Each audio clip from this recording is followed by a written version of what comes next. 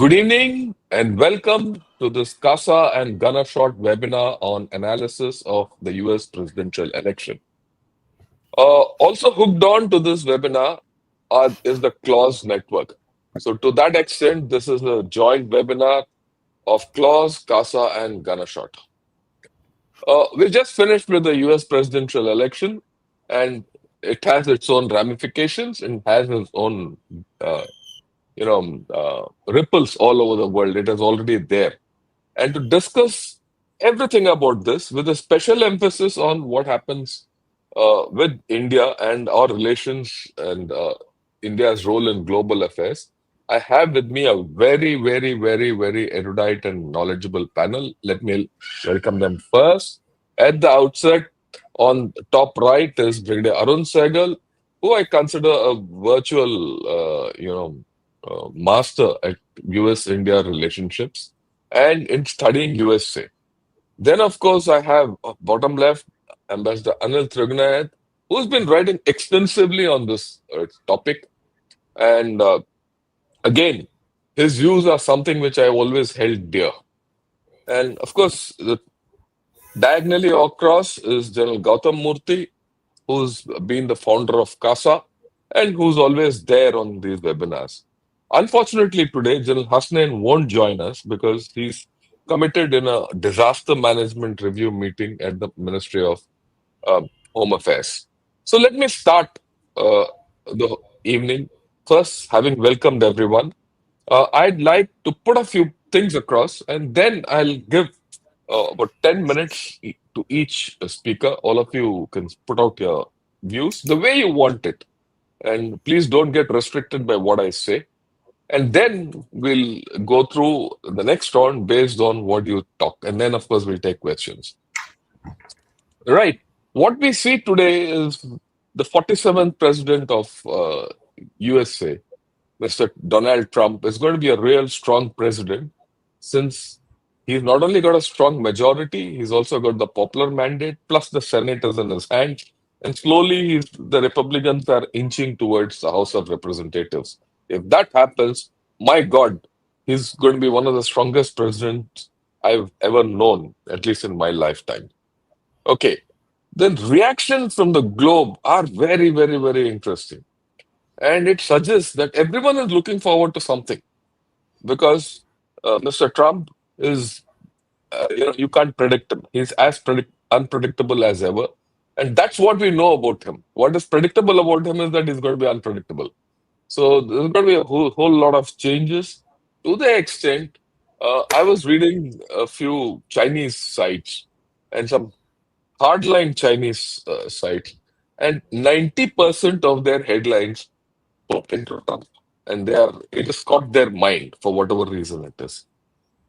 There are huge implications for the ongoing conflicts in Russia, Ukraine, and as also West Asia.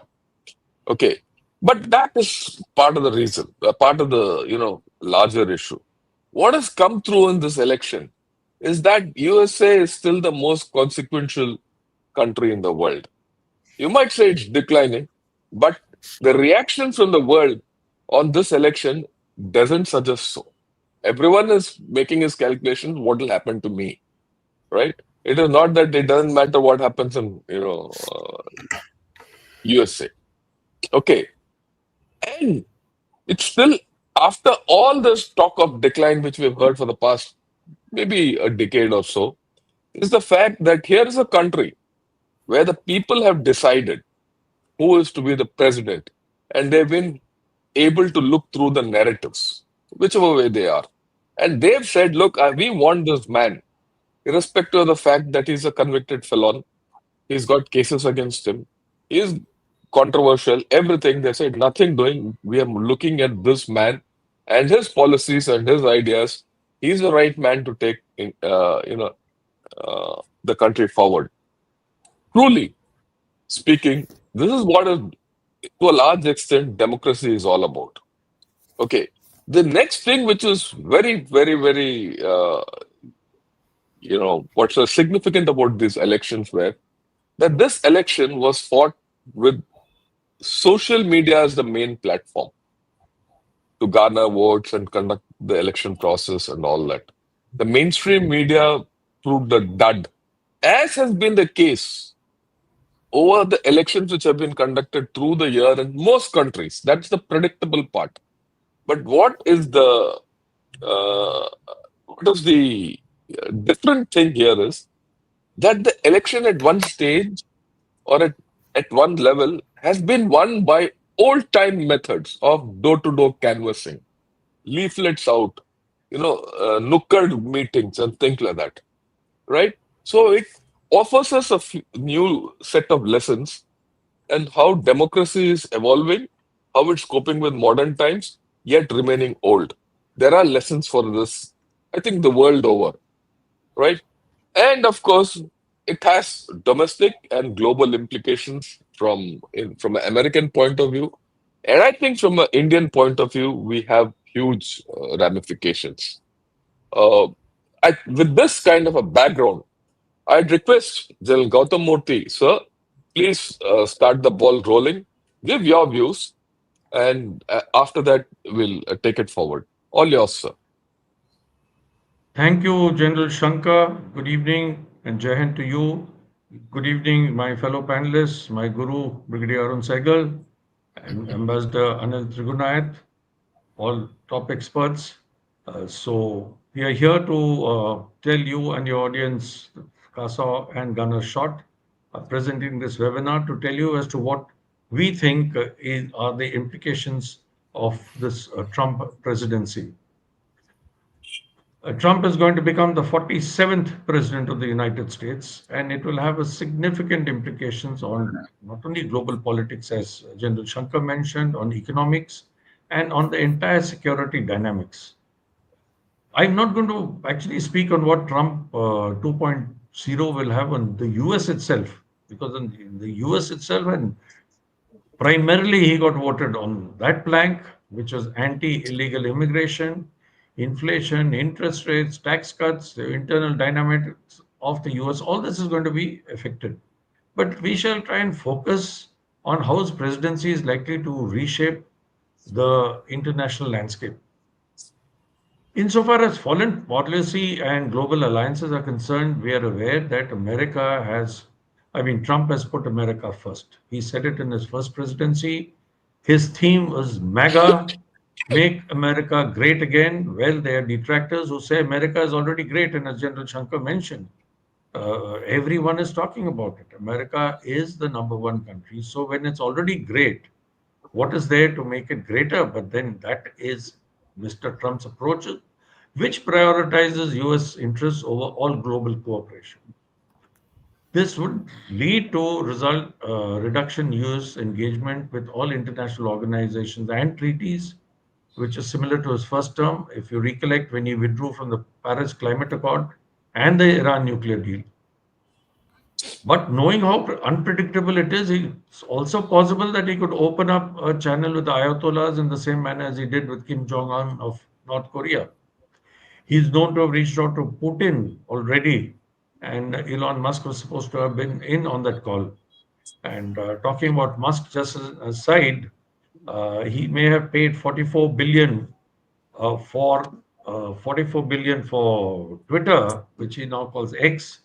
But see what he's got in the bargain. He's got the president of the United States in his favor or in the palm of his hand. So his administration, Trump's administration, may again seek to exit or renegotiate key agreements. And NATO, the effect on NATO is going to be, it's anyone's guess. He had already blamed NATO earlier. He says, my European partners are not paying up. Let them pay up. Let them spend this much 2% on defense. So he's been after them for a long time and he's going to make this come true. That is one thing. The other thing, aspect of his taking over is you're going to see a lot of geopolitical hedging. Nations may engage in, seeking new alliances and partnerships in response to perceived instability in the US foreign policy under Trump. So each one is looking to shore up his interests. Trump's rhetoric has often criticized US allies, I've told you, for not contributing enough for mutual defense costs. and this is likely to strain his relationship with NATO members and other partners. He will push for increased military spending from European nations, and he would likely reduce US troop presence abroad, particularly in Europe. Economically, trade policies, it's going to be protectionist. He has struck a huge blow to globalization in his first tenure, and now in the second tenure, we are likely to see global wars, which will affect supply chains and economic stability.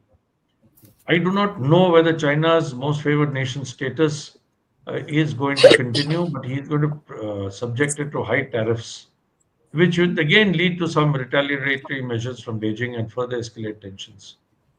Tariffs from importing goods on China could reach about 60% or more in the automobile market, and some are saying it could touch 100%. This potential for increase in tariffs will disrupt international trade flows, not only affecting US China relations, but also impacting European exports to the US, particularly, as I mentioned, in automotive manufacturing. So you could see a realignment of trade partnerships. You could see a reordering of global supply chains.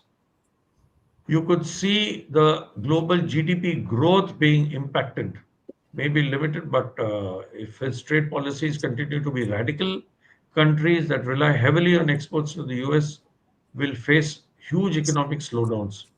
But those who diversify their trade partnerships, they may mitigate some of the negative aspects.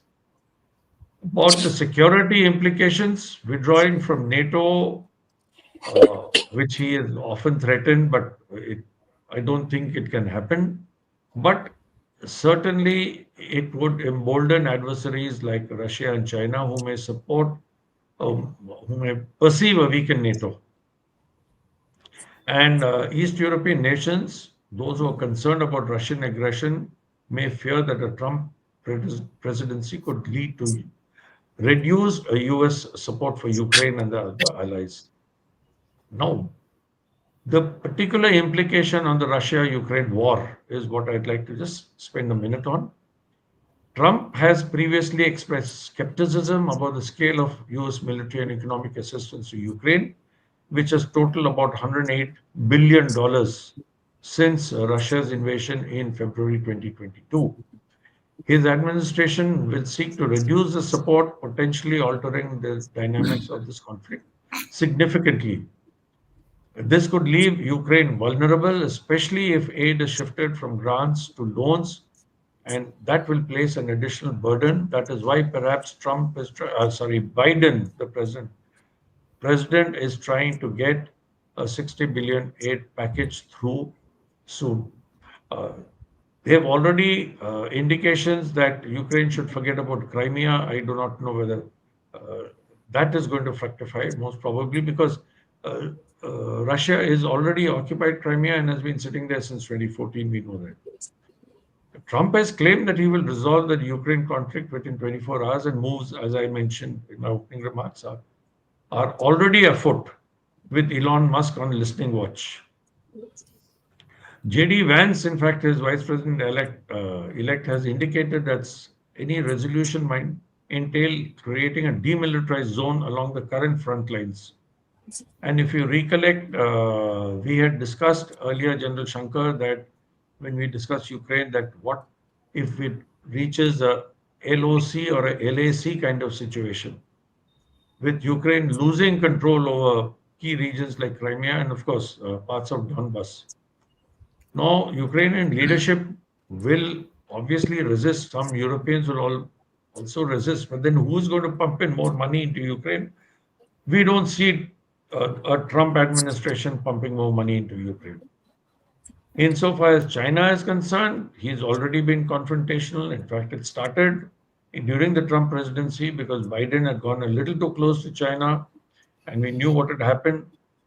And Trump is not going to accept China's territorial claims in the South China Sea and its influence over Taiwan.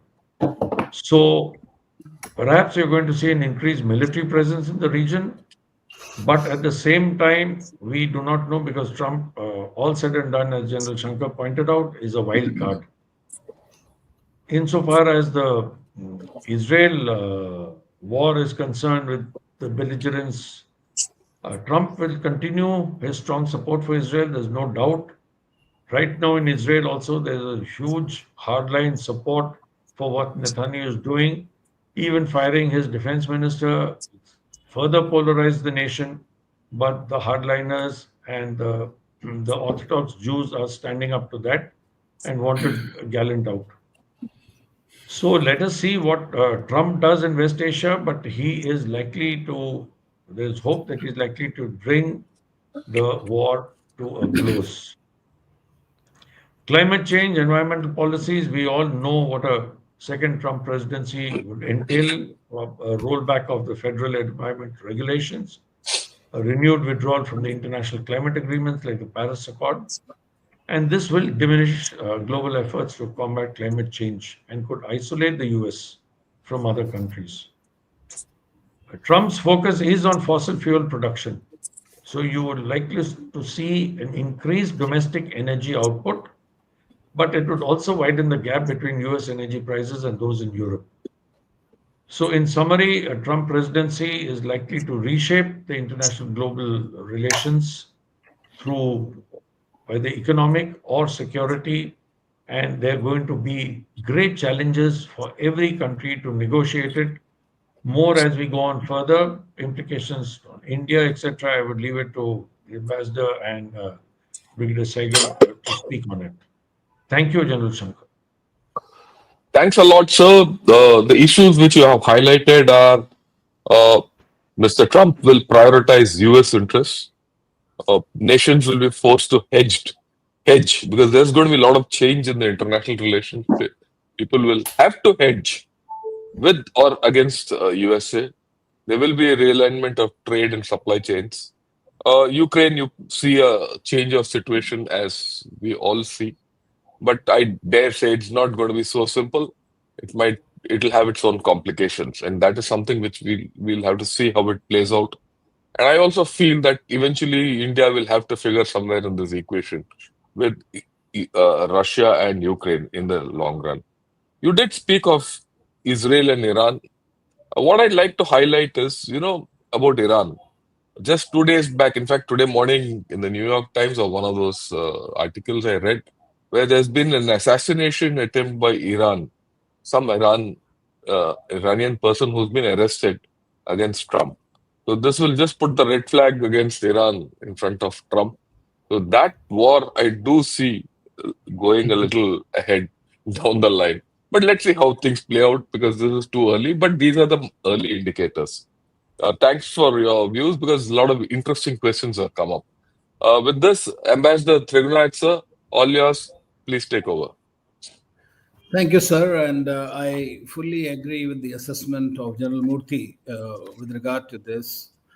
But I must say one thing is that possibly Trump would be, in his second term, be the strongest US president because he'll have Senate, possibly the Congress, popular support, and even judiciary on his side. So that will give him the kind of power that perhaps no other president exercised in at least recent decades. I also somehow feel that the way he's going and talking in the last year or so, one has noticed that he's becoming a bit more pragmatic and predictable. Uh, Not so much unpredictability anymore. There is this Project 2025 report that has been created and that very much lays out. The very first thing that he has done, and which is quite remarkable, all of us talk about the deep state.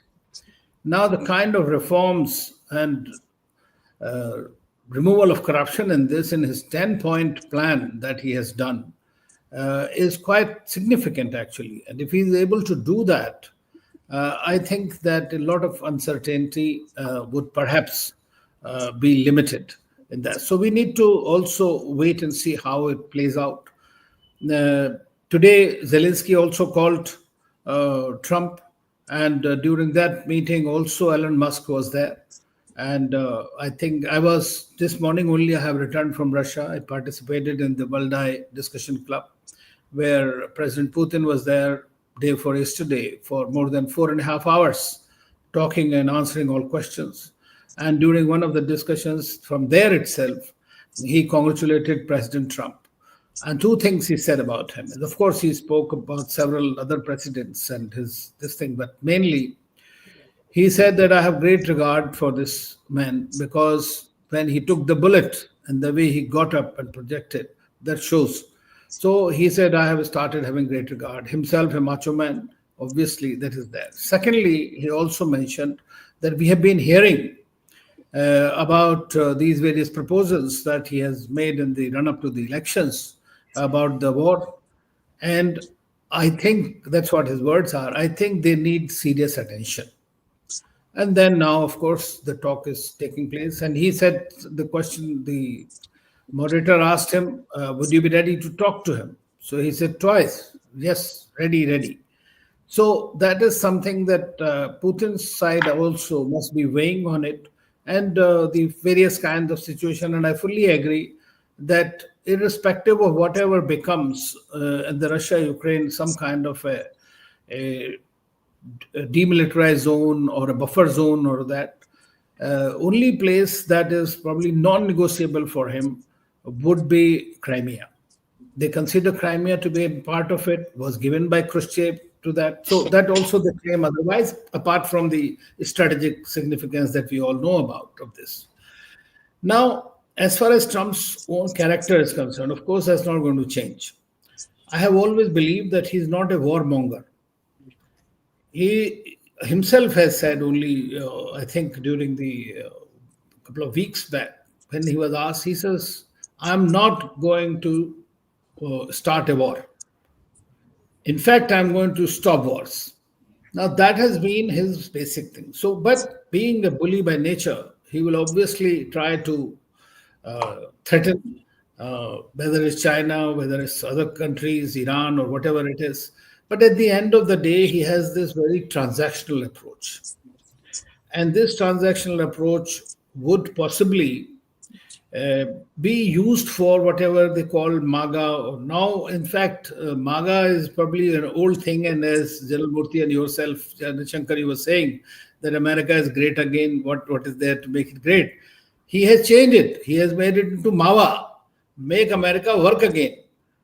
So this is that he is looking at, but he also realizes that as a superpower, United States is an overstretched superpower. It is unable to have its footprint and continue with the same thing, and that's where his effect on the Europeans for contributing 2% of the GDP has pretty much been a very successful attempt, actually. Even though he started it, it did not happen during this time, but they all have started contributing nearly 2% of the GDP for their own this thing. So I believe that he'll definitely try his best. What happens to Russia-Ukraine war? That is something we'll have to see, because Putin is, as of date, pretty committed to getting a decisive outcome. That's what we gathered from the meeting. But of course, nobody wants to continue for a war forever. I mean, if Trump tells him that you are spending $40 billion a month on your war, I mean, would you not like to settle it? It might be good for the Russians. But he also comes from something very different. And that is that by wooing Russia, he could create a wedge between Russia and China. Once again, I would like to tell you that this question was asked directly by a Chinese think tank, because Chinese are worried, no doubt about it. This was pretty evident. And I was surprised that one of the Chinese think tanker, day before the results were out, mentioned that I can predict that Kamala Harris is going to win. Then that did not happen, of course. Then, there was this famous cephalologist or Professor Alan Lichtman. He had also said it, he was never wrong. He was asked to change his views, which he refused to change. He was again in favor of Kamala Harris. It did not happen. One thing we need to understand, like India, all the cephalogists, all the media machine, I think they need to go back to the basics and find their roots, why all of them are now completely wrong and are unable to read the minds of the electorate to begin with. So I think that he will definitely. I mean, I see that Iran will remain a trouble thing, but it is. We may not be surprised if we would like to review start the deal by completely reviewing it. He has already rejected it, so maybe it could be discussed with Iran. At the moment, he has threatened already Hamas that before he gets into the White House, all the hostages should be released.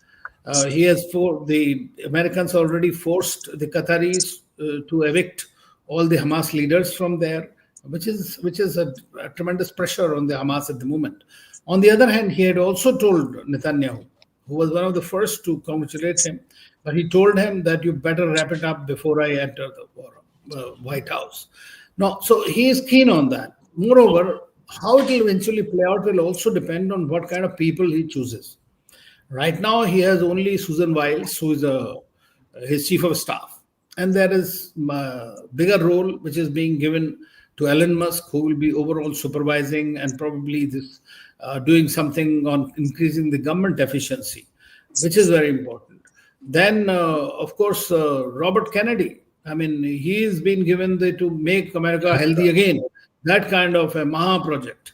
Now, those are the things they're going to be. Now, whether Mark Rubio or whoever becomes the foreign minister, state secretary, who becomes defense secretary, yeah. Yeah. So we'll have to look at it. All these, they will also have their own this thing. Now, what role Elon Musk, Jeff Bezos, or all the big multi-billionaires will play in this whole thing will be because his presence in the discussions with the president gives you. Last time it was his daughter Ivanka who used to be mostly present. This time he has said none of his family members will be in the government, including Jared Kushner, who was his Middle East man. So I feel that in the Middle East we might see some changes taking place under his watch. He'll again try to get some kind of a deal because he thinks he's a great deal maker, and so that's what they're. Now, just briefly on India. I mean, I think the Prime Minister Modi's very quickly sent a message, then he spoke to him as well. He also has been talking about Prime Minister Modi and India in general. He was quite foxed both by Texas and what happened in Ahmedabad. Both the rallies, I mean, these leaders in the West do not understand how hundreds of thousands of people can gather to cheer a leader. And that is something I think has given him, because he loves in bigger the beautiful, that kind of a thing. So, secondly, he's from the strategic perspective, and China remains his main adversary.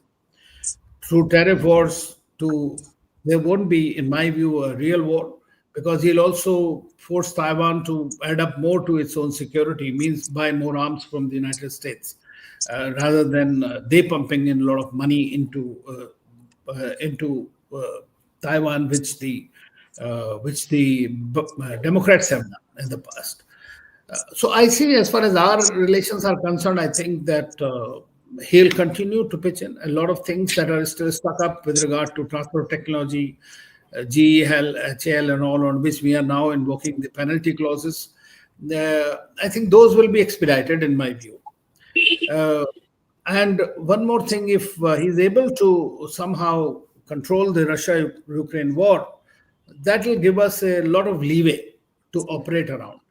That means you will not have to bother about sanctions on Russia.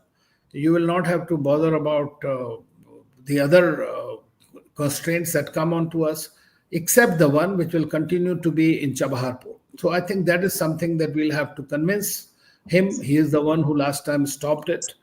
Then, of course, immigration issue, I think we'll have to continue to. But only problem is that we have, I believe, that a large number of Indian illegal immigrants as well. Now, what happens to them? They'll definitely be going after them. So that will be one of the other issues. I think the immigration and the visas, basically for professionals, because we are trying to continue to push for migration and mobility dimension. And how will it play out? That remains to be seen. Of course, Dr. Jaishankar has also, on these lines, spoke about 4 or 5 points which he feels will work. Then you will have a few Indians who are pitching to be in the administration. Name of Kash Patel for CIA chief and all that are being flagged. Nikki Haley is looking for something. Tulsi Gabbard is another one. Vivek Ramaswamy is another one. So these will be high-profile people in the of Indian origin in this. Besides, of course, the wife of JD Vance will be there. So I'll leave it here. We'll just take it on question answer, sir. Thank you. That is very interesting points you brought out. Um, Strongest US president, we all said it. The interesting thing is you spoke a more pragmatic and a predictable Trump is coming.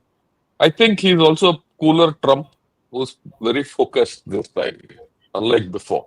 When he first came, we didn't know what his focus was. At least now he's very clearly put out what his focus is. Okay, the Russia-US relationship is set to change. If this changes, so will the Russia-China relationship change, and automatically the Russia-USA-China relationship will change. Where India fits in this, we'll have to see. We'll discuss it, right? Will he'll Yeah. The interesting thing which you brought out is that USA is an overstretched superpower, and it'll be in his interest and in US interest to contract it. And to that extent, he will be very interested in finishing one or two conflicts at least. Okay. A lot depends on the team which comes up because without the team, nothing much can get transacted. So we'll have to see how the team comes out. And you did mention about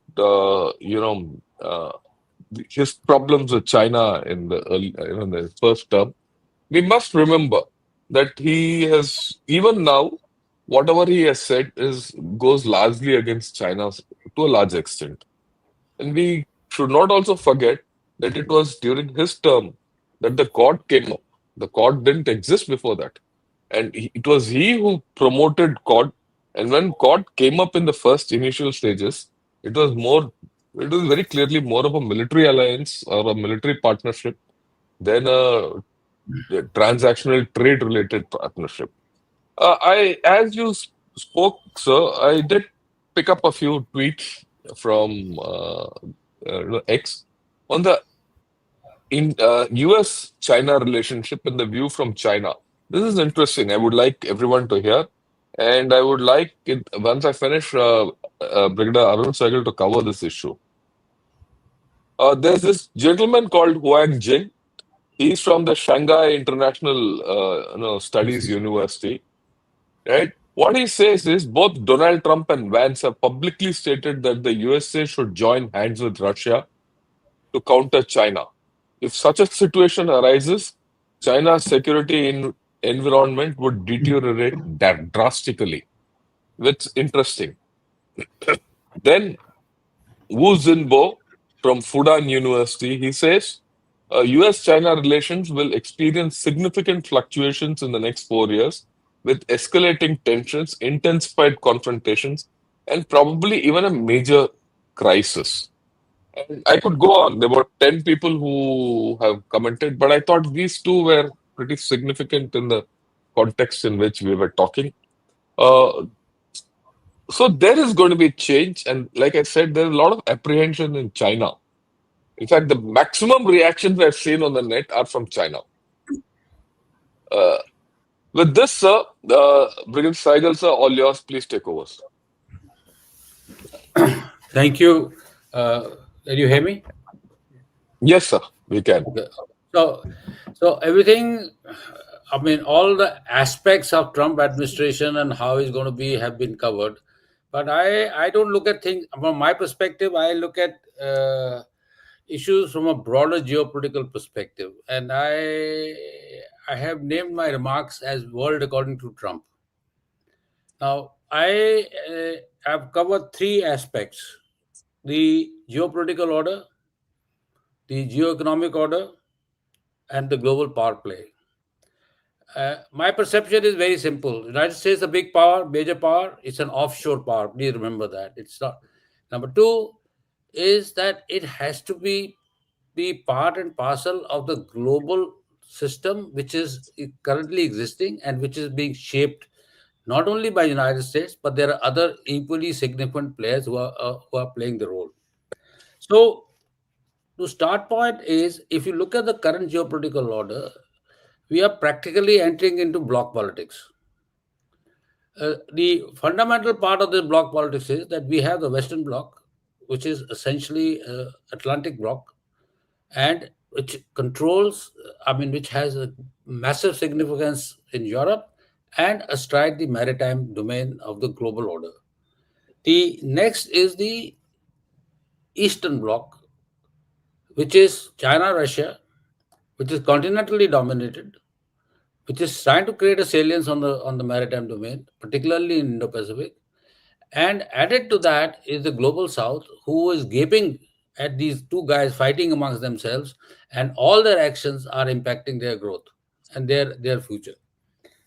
My, the issue basically that comes about is this: is that if this conflict of interest in the global play is going to continue, and I don't see any change taking place in a hurry, the perception that Trump can solve the Ukraine war, the perception that he can resolve issues with Russia in one go are very easily said. It's not going to happen easily. Russians have their own perceptions. Russians have their own perception on Ukraine. In fact, I was in a meeting with a senior Russian diplomat in Delhi, whose biggest concern was Ukraine going nuclear. It might look from our perspective some kind of a funny idea, but they are serious about these things. They are also looking at Dnieper as the line, and they are also looking to ensure that the future Ukraine cannot raise its head against or pose a threat or a challenge to Russia. So that so there are number, and in fact there is a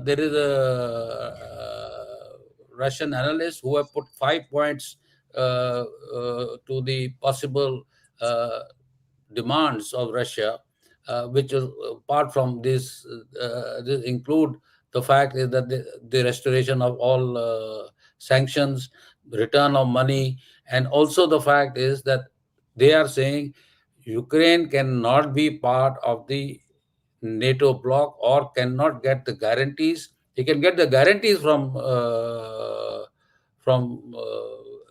Western powers, but they cannot be it cannot be utilized for stationing any weapon systems, etc., etc., etc. So the point is that it's not going to be easy for Trump to just pick up the line and tell Putin, "Yeah, I'm going to sort out the war."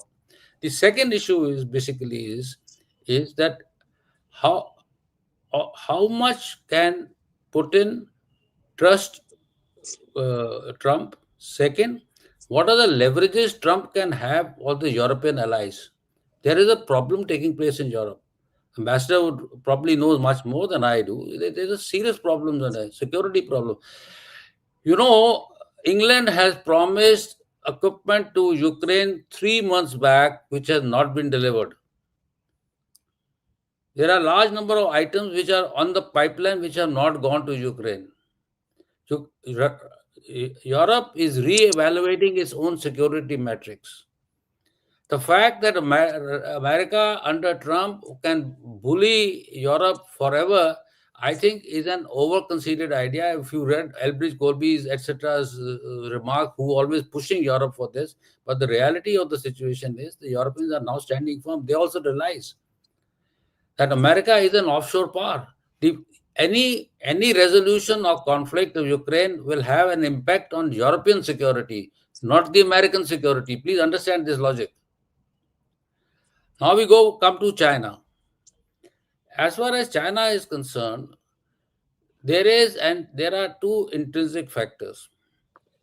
One is, as far as China is concerned, the US presence for the Chinese is a constraint in China of achieving its global objectives. As long as United States remains presence in Indo-Pacific and has a strong military presence in Indo-Pacific, China will remain a continental power and remain an Asia-centric power. It cannot become a global power.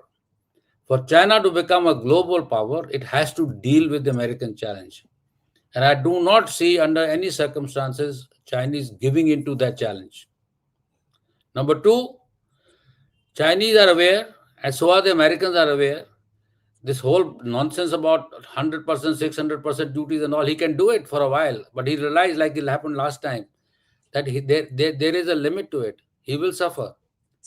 Already, Europeans are thinking of re-evaluating supply chain constraints against and countervailing duties against the Chinese on EVs and other issues. See, the whole issue will evolve about how the economic order is pans out, and also the fact is that how the perceptions of that economic orders are on the either side. There is no doubt that the Chinese are suffering because of the kind of technological and economic duties that have been imposed on them.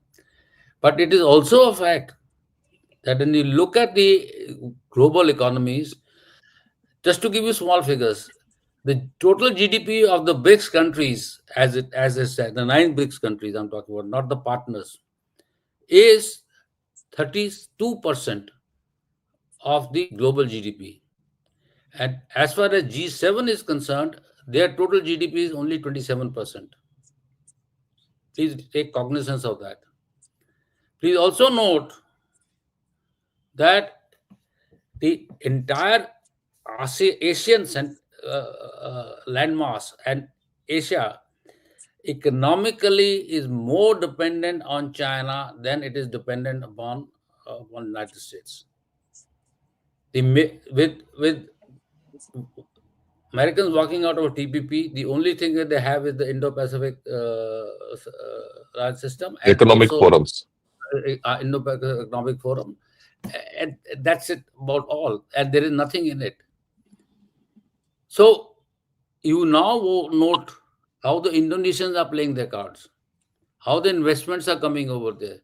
Now there is another element which has come out in the BRICS partners, 13 partners that they have created. 4 are Asian major economies. These are Vietnam, Indonesia, Malaysia, and Thailand. Now, with India and China being over here, and these 4 economies are around here, if they start doing business, which is intended to do under the 3-point program which the BRICS have tried to create, it, which basically includes partners, clear as a new clearing house, and thirdly is the new insurance system that they're trying to put in place. And if they start doing bilateral trade, it will, according to the analysts, will have initially 5 to 10, 15% impact on this. But going ahead, it could affect about 30 to 35% impact in the next 5 to 10 years on the de-dollarization perspective. Please also note in the BRICS, almost all the major energy countries are there.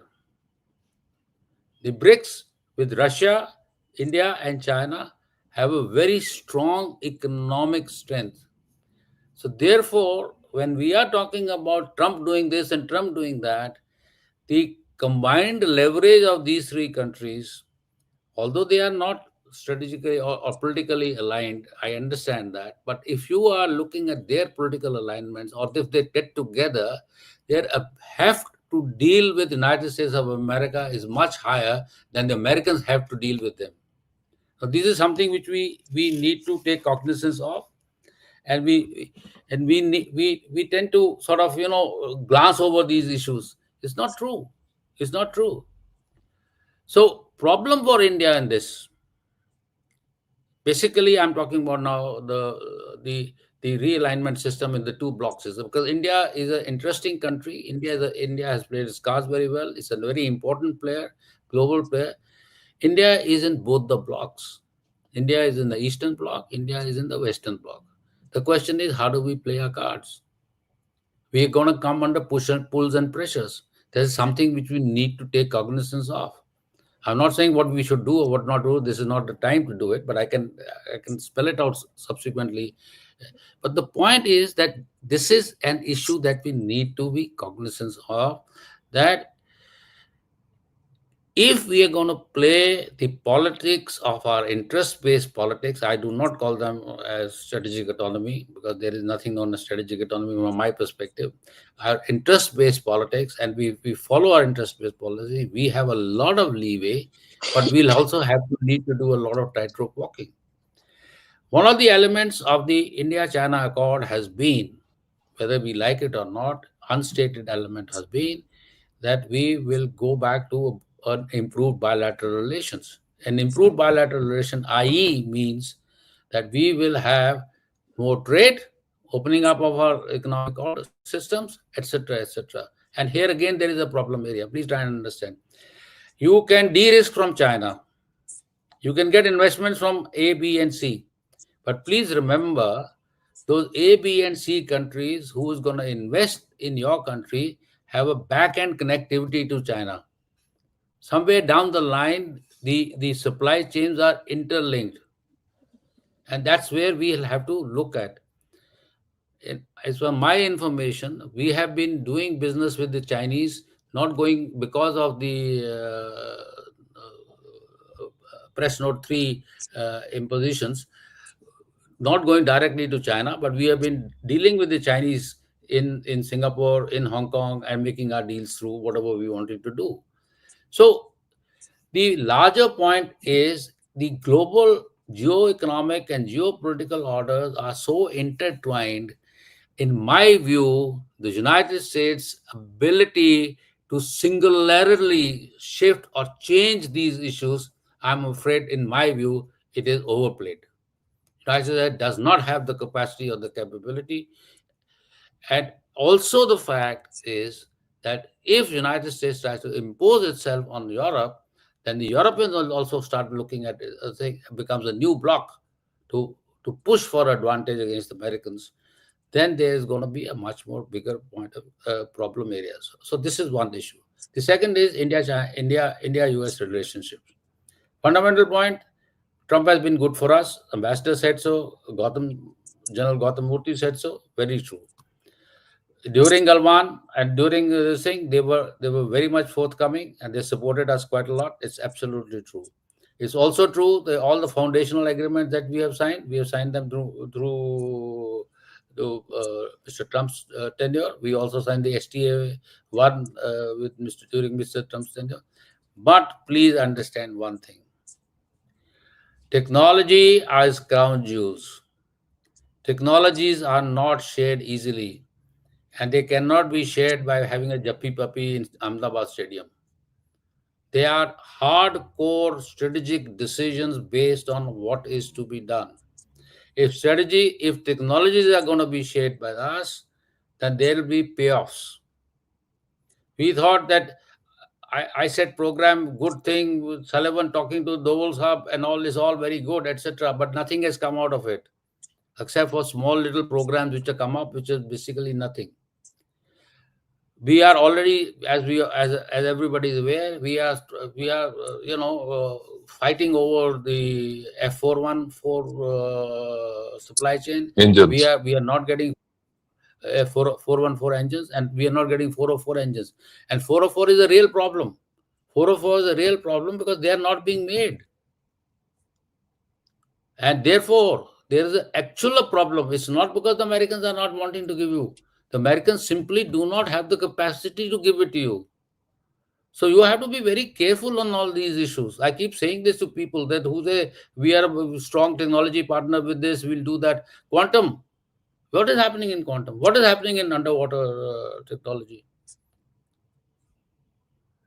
I will tell you that small little masthead antenna, which we have to get from Japan, it is now 5 years that we have not got that masthead antenna from Japan. So the issue is, it'll be good. With Trump being transactional, one of the important things would be we can negotiate a price. And once we negotiate a price, we can negotiate the technological developments. One of the price which I personally feel, which is likely we might be asked to pay, is that India becomes an incubator or a forward incubator of American essential supply systems.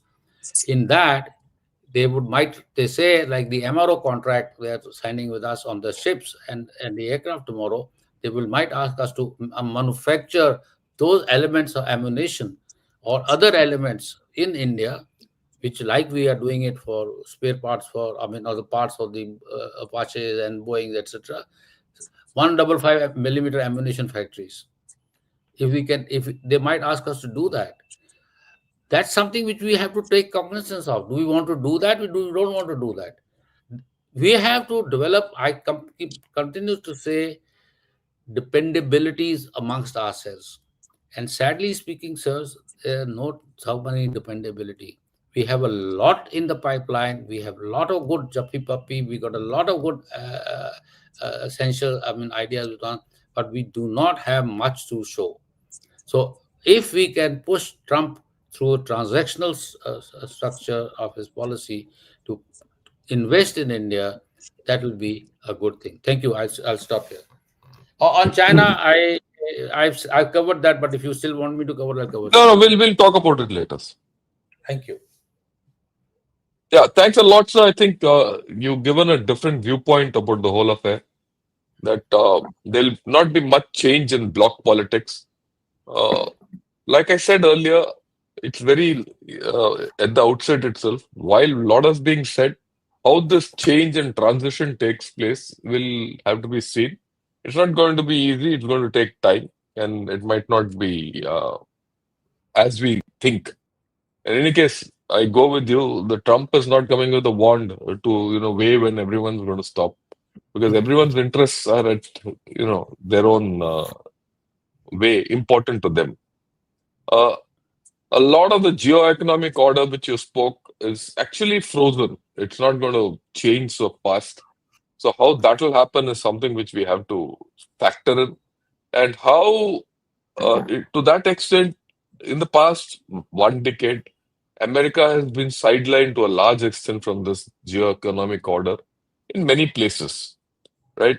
So to that, we have to see how we're going to go through. And what Brigadier Sehgal has said about India needing to take its interest-based politics into geopolitical arena is very important because getting hold of technologies one way or the other is I think very critical. And in that, Mr. Trump with his transactional approach might be good, might not be good. But one point which Brigadier Sehgal made, I would like to put across. While we say we want to be a power which is strategically autonomous, friends to all, enemy to none, and all that, if you want technology from anyone, you have to make certain commitments.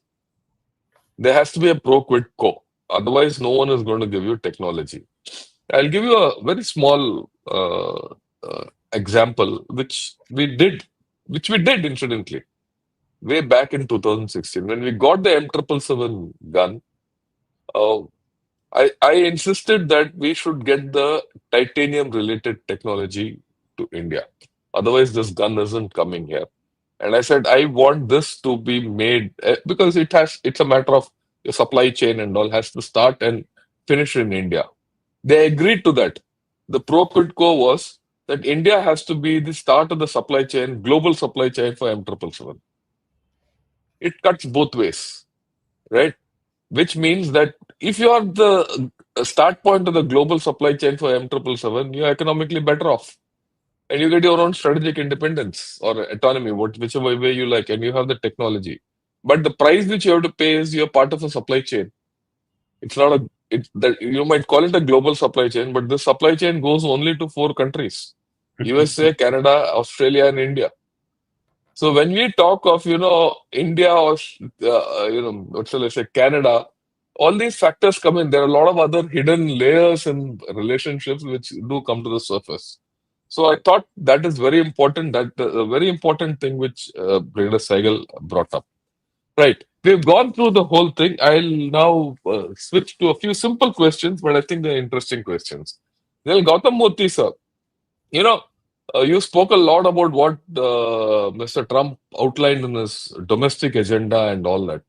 My question is, will he be able to come out of it and get to international issues, or will he be stuck in that whole story of his, and keep going about within himself and relegate the international issues to a sideline?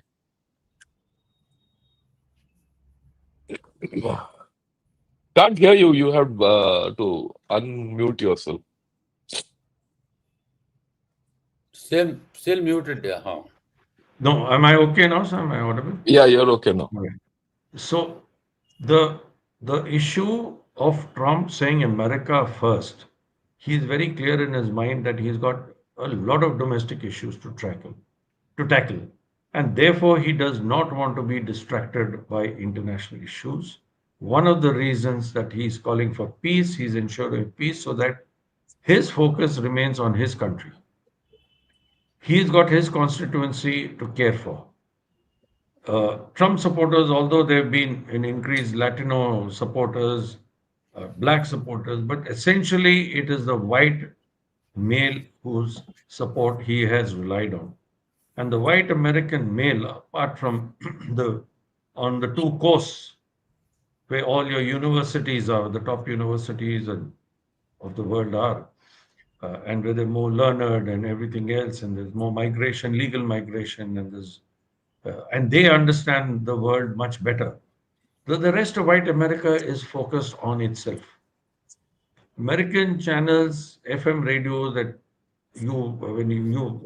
we've all visited the US, we've seen that most of your FM stations are on the weather at best and of what is going on within that town, within that county, and within the United States. You see the newspapers, foreign news is never on the first page, very rarely unless it's a major event. So, and the ambassador will bear with me, sir, that Trump will insist on looking at local issues first rather than global issues. He's just going to say, go get them, boys, and that's it. You know. So he'll have his team handling sorting this out. He'll just lay out his vision and the team sorts it out. He's not going to get involved very directly unless it's at the absolute top level. That's my reading of the situation. Ambassador Anil Trigunait could perhaps Yeah, add to it. I'll go with you. I'll just throw a point in this that look, while he is fully integrated or fully focused on his internal issues, it's a matter of a question still.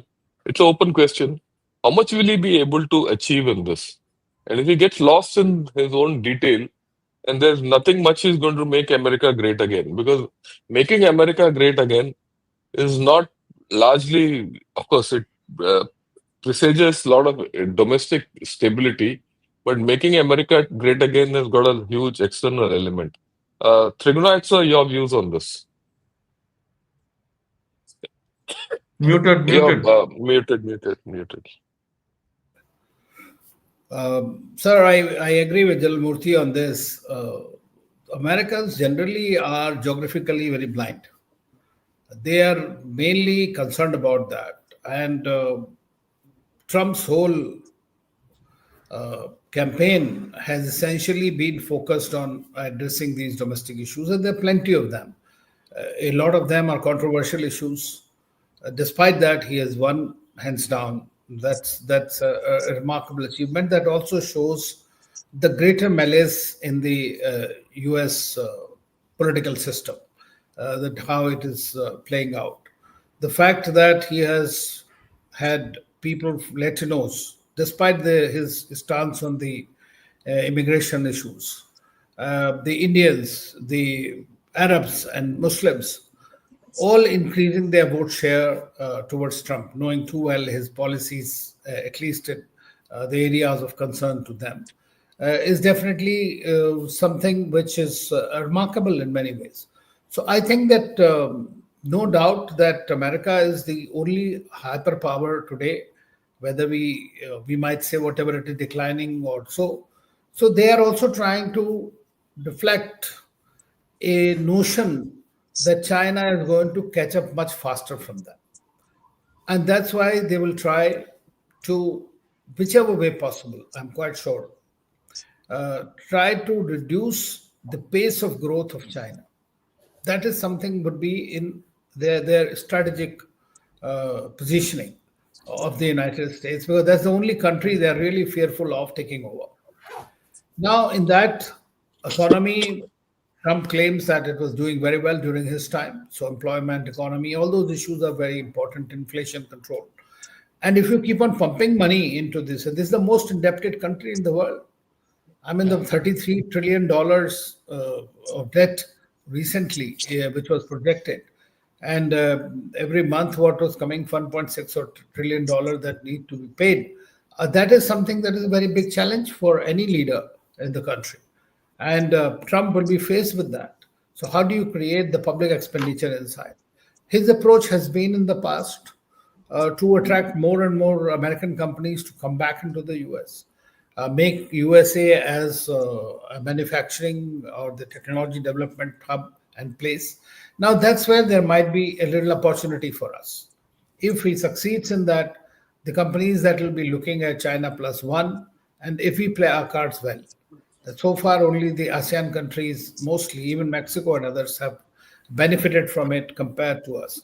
So that is one of the opportunities. And as Brigadier Sehgal was saying very clearly, that we'll have to try to become a manufacturing, technology, processing, or whatever, in every which way, a hub for this, which will be a complementarity of sorts. Then only we can benefit a great deal.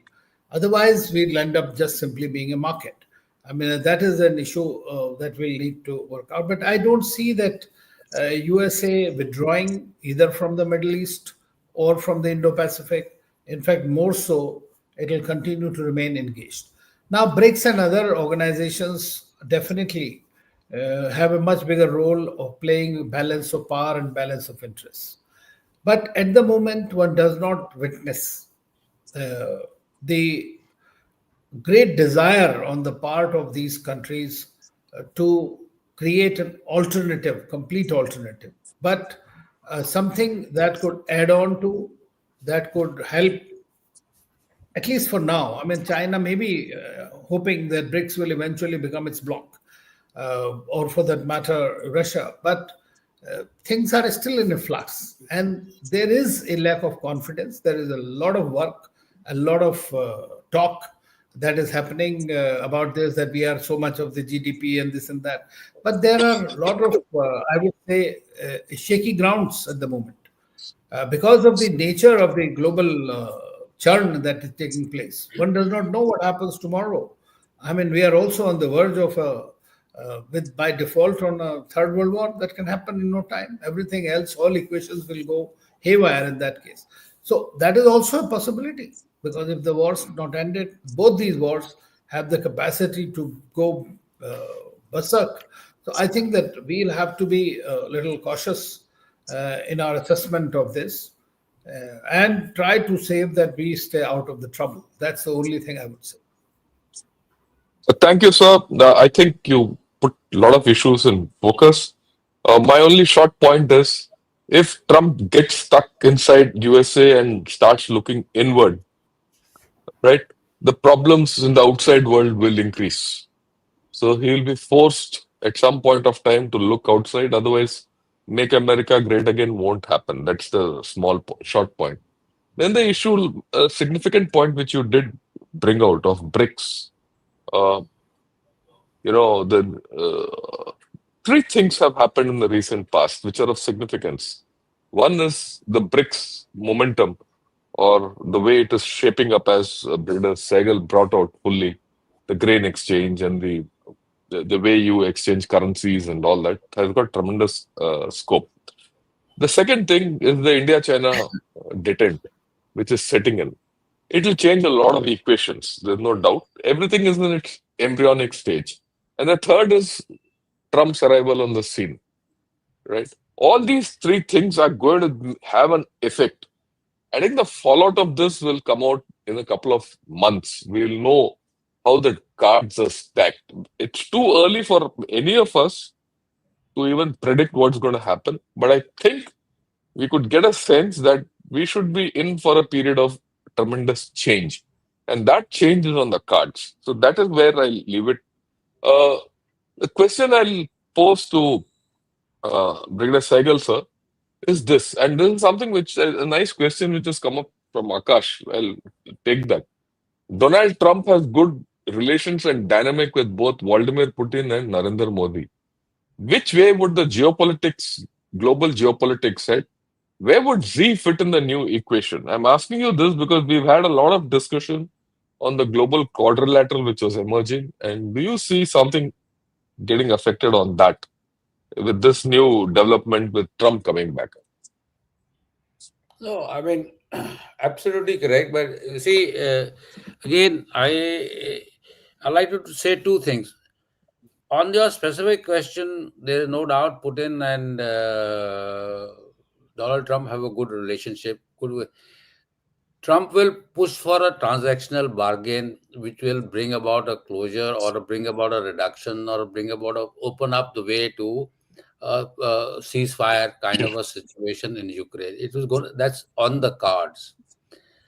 The problem is with the terms and conditions of that happening, and what will be the impact of that in Europe. Europe is not in a good state at this particular point in time. The second thing is it cannot happen that US and Russia get into a nice love affair and try and throw China into the in the boiling water. It's not going to happen that way. There are far too many complementarities between the Chinese economy and the Russian economy. Russians are dependent on China. China is dependent on them. It's not going to happen that way. And in any case, when we come to start looking at the things called crinks and all, you know what I talk about. Crink is China, Russia, India, also sorry, Iran and North Korea, and how they are trying to balance in East Asia the balance of power through various exercises, etc. The whole idea is, and then there is an Arctic issue which is going to come up somewhere down the line. There are intrinsic conflicts of interest over here. How we going to manage those conflicts of interest is something which is we need to do some analysis about. And in fact, this evening's discussion, I'm a net analyst. I do net assessments. My basic job is net assessment. I'm going to launch for myself uh, and a net assessment on how these whole things are going to shape up. First, it'll be a broader issue. Then I start looking at it much more. And the issue I'm talking when we talking about breaks and all we talking about all these issues, yes, they are totally in embryonic stage, totally they say. But important point to note is that in this whole dynamics, what is happening is that the countries which are unhappy with the multilateral system which is existing today and the kind of sanctions, the unilateral sanctions Americans continue to impose, they continue to use the multilateral system to their advantage. People are getting fed up with it. I mean, of course, the question basically is if I have to make a deal with Brazil, why the hell it should go to the New York stock exchange and I should pay percentage to the Americans for making a deal with Brazil? I mean, this is as simple as that. It's true. It's early. It's not going to come about early. And one point more, which I forgot, which is important from my perspective, is the militarization of Quad. Now, this is another area where we will have to face some headwinds. We are very comfortable, very happy in the current system of Quad, which is public goods oriented Quad, which has got nothing security. We are not comfortable with securitization of Quad primarily because the balance of weight of the Quad is 3+1, three allies plus one. So we are left out of this whole game, and there is no intrinsic security guarantees which we get as a part of a military securitization of Quad is concerned. So this is what I say. I mean, so my take is that the it is not going to happen so easily. Things are going to take time, and I strongly believe that United States, which is which has to tackle these internal issues first, will be will and most interesting part about the United States governance system is that the politics are all internal of United States of America. The international security and foreign policy and diplomacy is left to the three institutions: the State Department, National Security Council, and the DoD, Department of Defense, with very little scrutiny within the country. There is scrutiny within the Congress and all, of course, as because the bills have to pass through. But people of United States are hardly any cognizance of that because they are sitting pretty in an isolation, far away from the world, and they and like you all rightly said, they they hardly get any inputs of what's happening globally. So these issues are left to these gentlemen who then mess up or they don't mess up is something Mhm. which we are seeing right now, both in Israel and Palestinian issue, and also in Ukraine. Thanks, sir. One question to Ambassador. Sir, Trump brought about the Abraham Accords, brought peace and all that. He was the author of all this. And now the new West Asian order has changed. How do you see both these balancing out, and where do you think he will take it? Because with what is happening, as we were talking, it came out that, Qatar has almost kicked the Hamas out. Officially, Right. no, it's coming out. That they're not going to broker the Gaza peace settlement and all that. So how do you see this happening? Because after all, you've done a lot of uh, study on West Asia and you've written a book on West Asia. How do you see this going forward? Sir, I feel that Trump, the primary or fundamental policy of the United States is the security of Israel. That's the bottom line. Yes. At the same time, the rest of the issues is that they wanted to create this Abraham Accords again as a precursor to ensure the Israeli security. That was another thing because they were trying to branch off into the Indo-Pacific. So that's what was the basic objective was. And Biden administration tried to take it to the next level by hoping that Saudi Arabia will become a part of it, which they nearly went there. And in my view, that was one of the biggest triggers for the Hamas attacks of October 7th. Now, Trump definitely would like to see that more countries join the Abraham Accords. But at the moment, whether it is Abraham Accords, whether it is Saudi Arabia's is, desire to be seen as part of it. Now, all of them are looking at a possibility, and the Saudi Crown Prince was one of the first to also talk uh, to Trump, and Jared Kushner's fund has the maximum funding from the Saudi fund also. So, if he is a transactional person, he will once again like to try to bring about this. But he has also said one thing to uh, Netanyahu that Gaza carnage must stop. He has told that. So, what he is right now trying is in the next 3 months or 2.5 months till 20th January, these people have to do whatever they want to do until then. And I think that this is a carte blanche that he has given to Netanyahu. And Netanyahu is the most elated leader today thinking that. But I think that if he, of course, brings about, let us say, Brian Hook to be the Secretary of State, or in defense something, then we can safely assume that the anti-Iran thing will continue, and his efforts to bring about the Arab countries into that fold will be there, and I think the Arab countries will not mind it. Thank you, sir.